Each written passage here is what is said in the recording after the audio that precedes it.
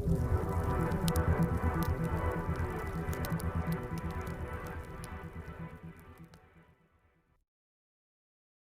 اللہ الرحمن الرحیم قال اللہ تبارک و تعالی الہاکم التکاثر حتی زرتم المقابر۔ محترم حاضرین، تفسیر کا مرحلہ چل رہا ہے اور آج سورہ تکاثر کا ترجمہ، اس کی تفسیر اور اس کی فضیلت بیان کی جائے گی۔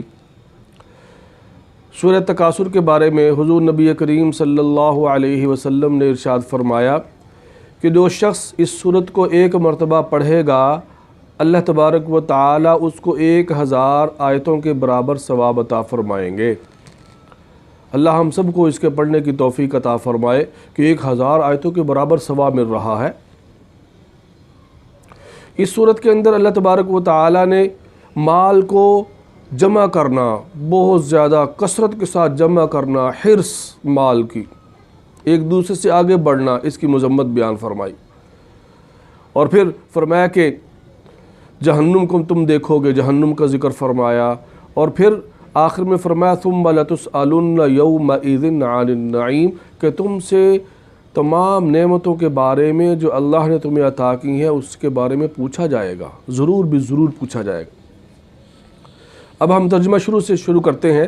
الہاکم التکاثر، الہا غافل کر دیا، کم تم کو، التکاثر مال کو کثرت سے جمع کرنے نے۔ تکاثر باب تفاعل کا صیغہ ہے کہ ایک دوسرے سے مال کے اندر آگے بڑھ جانا، بہتات ہو جائے مال کی، میرے پاس بہت زیادہ مال آ جائے، اس کو فرمایا اس چیز نے تمہیں ہلاک کر دیا۔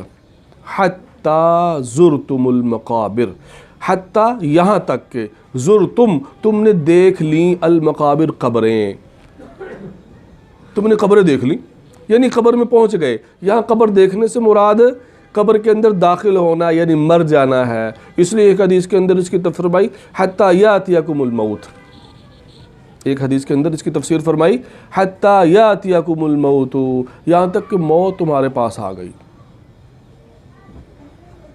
حتی زرتم المقابر، کلا ہرگز نہیں، سوف تعلمون ان قریب تم جان لو گے، سوف ان قریب، تعلمون تم جان لو گے، یعنی جب قبر میں جاؤ گے تو پھر پتہ چل جائے گا کہ مال جو جمع کر رہے تھے اس کی کیا حیثیت ہے، وہ مال یہاں کام آ رہا ہے یا اعمال کام آ رہے ہیں۔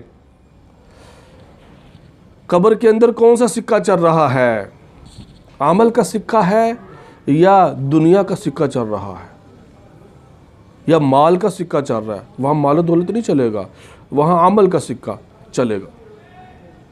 کلا سوف تعلمون ثم کلا سوف تعلمون، پھر، ثم کا مطلب پھر، اللہ دوبارہ اس کو تاکید کے لیے دہرا رہے ہیں۔ ثم کلا، پھر ہرگز نہیں، کلا ہرگز نہیں، سوف تعلمون ان قریب تم جان لو گے۔ کلا لو تعلمون علم الیقین، ہرگز نہیں تم جان لو گے یقینی طور پر، علم الیقین یقینی طور پر، یقینی طور پر جاننا۔ علم الیقین کسے کہتے ہیں؟ احادیث صحیحہ اور واضح دلائل سے جاننا۔ لَتَرَوُنَّ الْجَحِيمِ، تم ضرور بھی ضرور دیکھو گے جہنم کو۔ لَتَرَوُنَّ تم دیکھو گے، الجحیم دوزخ کو، جہنم کو۔ الجحیم دوزخ کا نام ہے، یعنی قیامت کے دن تم اس کو قبروں سے نکلنے کے بعد جہنم کو دیکھو گے۔ ثم لترونها عین الیقین، پھر تم ضرور بھی ضرور دیکھو گے، ثم پھر، لترون ضرور بھی ضرور دیکھو گے، ہاں اس جہنم کو، جحیم کی طرف ضمیر لوٹ رہی ہے، ہاں کی ضمیر، عین الیقین آنکھوں سے، یعنی اس وقت آنکھوں سے جہنم کو دیکھو گے۔ تو فرمایا ثم لترونها، ثم پھر، لترون تم ضرور بھی ضرور دیکھو گے، ہاں اس جہنم کو، عین الیقین یقین کی آنکھ سے، آنکھوں دیکھو گے، مشاہدہ اس کا کرو گے، اور یہ علم کا سب سے اعلیٰ درجہ ہے کہ آنکھوں دیکھ لینا. ایک ہے دلائل کے ذریعے سے دیکھنا، جس کا پہلا ذکر گزرا، پہلے جس کا ذکر گزرا علم الیقین جسے کہا جاتا ہے. ایک عین الیقین، آنکھوں سے دیکھنا، مشاہدہ کرنا. ثم لتسألن یومئذ عن النعیم، ثم پھر، لتسألن تم ضرور بضرور پوچھے جاؤ گے، یومئذ اس دن یعنی قیامت کے دن، عن النعیم نعمتوں کے بارے میں، نعمتوں کے بارے میں. یعنی تم سب سے، تمام لوگوں سے تمام نعمتوں کے بارے میں قیامت کے دن پوچھا جائے گا، باز پرس ہوگی. جیسے ایک اور جگہ قرآن کریم کے اندر 15ویں پارے میں اللہ ارشاد فرماتے ہیں ان السمع والبصر والفؤاد کل اولئک کان عنہ مسئولا. ان السمع، کان اللہ نے دیے سننے کے لیے، اس کے بارے میں پوچھا جائے گا.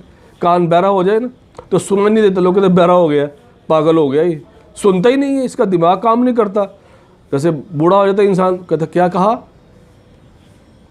اور اس سے تو بات کرنا ہی بیکار ہے.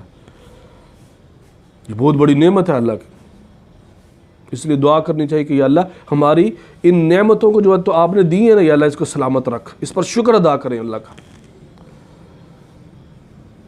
تو فرمایا ان السمع والبصر، اور آنکھ کے بارے میں، والفؤاد دل کے بارے میں.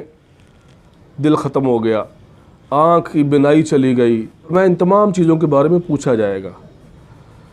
ایک حدیث کے اندر ارشاد فرمایا کہ انسان کے جسم کے اندر جو نعمتیں ہیں، یا انسان کو خارجی نعمتیں جسم کے علاوہ جو اللہ نے دی ہیں، ان کے بارے میں بھی پوچھا جائے گا.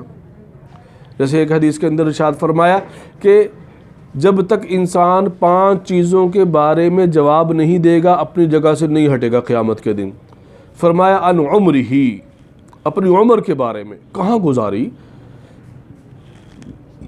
وعن شبابہ، اپنی جوانی کے بارے میں، جوانی کہاں گزاری، اللہ کی عبادت کے اندر گزاری یا اللہ کی نافرمانیوں میں ہر درمی کرتا رہا، نافرمانیاں کرتا رہا، فساد پھیلاتا رہا. عن عمرہ وعن شبابہ، شباب جوانی کے بارے میں پوچھا جائے گا. دوسرا سوال وعن مالہ من این اکتسبہ، کہ مال کہاں سے کمایا. تیسرا سوال، اور کہاں خرچ کیا، کیسے کمایا، کہاں خرچ کیا. 2 چیزیں ہیں، ایک تو حلال طریقے سے کمانا بھی ہے اور جائز جگہوں پر خرچ بھی کرنا ہے. 4 سوال. 5واں سوال فرمایا اپنے علم پر کتنا عمل کیا تھا. تو جو علم ہے اس پر عمل بھی کرنا ہے ساتھ ساتھ. تو یہ چیزیں. تو فرمایا ثم لتسألن یومئذ عن النعیم، پھر تم سے پوچھا جائے گا تمام نعمتوں کے بارے میں اس دن، یعنی قیامت کے دن. ایک حدیث کے اندر ارشاد فرمایا کہ حتیٰ کہ ٹھنڈے پانی کے بارے میں بھی پوچھا جائے گا. انسان ٹھنڈا پانی پیتا ہے گرمیوں میں، بڑا لذیذ معلوم ہوتا ہے. ٹھنڈے پانی سے بہتر کوئی نعمت نہیں معلوم ہو رہی ہوتی اس وقت نا. چاہے آپ بوتل پی لیں یا اور جوس پی لیں، پھر کہتے ٹھنڈا پانی لاؤ بھائی. وَمِنَ الْبَاءِ الْبَارِدِ، ٹھنڈے پانی کے بارے میں بھی پوچھا جائے گا. اور اسی طرح یہ جو ہے تندرستی، کہ اللہ نے صحت دی ہوئی ہے، اس کے بارے میں بھی پوچھا جائے کہ اللہ نے تندرستی دی تھی، اس میں کتنا اس اعضاء کو تم نے اللہ کے لیے جو ہے نا وہ صرف کیا، اللہ کے حکموں کو پورا کرنے کے لیے جو ہے نا صرف کیا. وَمَا عَلَيْنَا إِلَّا الْبَلَاغُ.